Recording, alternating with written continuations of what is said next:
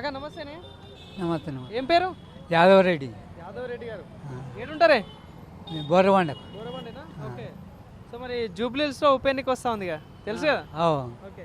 తిరుగుతున్నారా party వాళ్ళు? వాళ్ళు తిరుగుతున్నారు, వాళ్ళు ఏరే వాళ్ళు తిరుగుతున్నారు. ఎవరు తిరుగుతున్నా వాళ్ళు తిరుగుతున్నారు. ఏమంటారు? టీఆర్ఎస్ వస్తుంది టీఆర్ఎస్ 99%. 99%. ఎందుకు టీఆర్ఎస్ ఎందుకు? వీడు కొన్ని తప్పుడు పనులు చేసింది కాబట్టి ఆ, ఇస్తాను హామీ 5-6 హామీలు ఇచ్చేసి ఆ, ఇయ్యపోవుడు, ఓకే. కొంతమందికి ఇచ్చి కొంతమంది ఇయ్యపోవుడు. అది ఓకే. సో మీకు పెన్షన్ వస్తుందా? ఆ? మీకు పెన్షన్ వస్తుందా? 2,000 వస్తుంది. 2000? వీడు 3,000 చేస్తాను, 4,000 చేస్తాను, 4 పైసలు గతి లేవు. ఎప్పటి నుండి? ఎప్పటి అసలు కేసీఆర్ ఉన్నప్పటి నుంచి వస్తాయి. 2000 వస్తున్నాయి. ఆ. సో కాంగ్రెస్ గవర్నమెంట్ అయితే రాలేదు. 2000 వస్తున్నాయి అంతే. ఇక 4000 రావట్లే. రాలే. ఓకే. సో మరి ప్రజాపాలన అంటా ఉన్నారు కదా కాంగ్రెస్ ప్రభుత్వం, ఎట్లా అనిపిస్తుంది?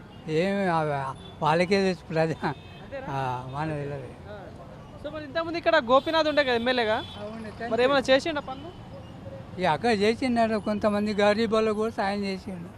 ఇప్పుడు వాడు కూడా కళ్యాణ్ లక్ష్మి అది ఇది అని ఇచ్చేసిండు కదా, అది లెక్క పక్కన ఇచ్చిండు. వీడి అది లేదు ఇది లేదు.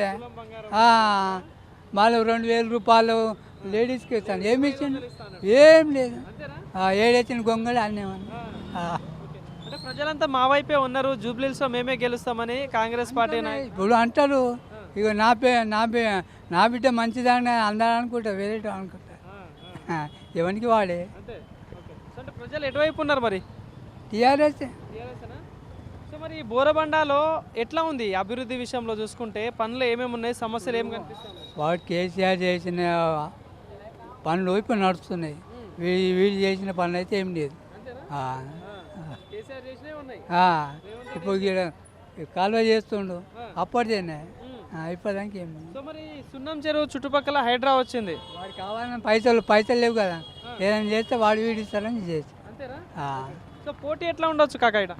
పోటీ పోటీ అంటే వాళ్ళ విషయం మనది తెలియదు. ఎవరెవరి మధ్య ఉంటుంది అనుకుంటారు? వాళ్ళు టీఆర్ఎస్ బీజేపీ వాళ్ళు ముగ్గురే ఉంది కదా. అంతేనా? ఓకే. సో మరి కాంగ్రెస్ నుండి నవీన్ యాదవ్ ఇక్కడ పోటీ చేస్తున్నాడు కదా, సో ఆయనకి ఎట్లా ఉండొచ్చు ఇక్కడ? ఆయన మన తెలియదు ఆయన. సో మీకు మాత్రం బీఆర్ఎస్ వస్తుంది. ఓకే. సో మరి ఇంతకుముందు కేసీఆర్ పాలన ఎట్లా అనిపించింది, రేవంత్ రెడ్డి పాలన ఎట్లా అనిపిస్తుంది? నేను చెప్తాను కదా, ఇప్పుడు ఏడేసిన గొంగని ఆడనే ఉంది. వాడు చేసిండు, వాడు తిన్నాడో తాగిండో పక్క పెట్టేసేది. కొన్ని పనులు చేసిండు, రూపాయి తీసుకొని ఆటనా పని చేసిండు కదా, అది లేదు. మెజారిటీ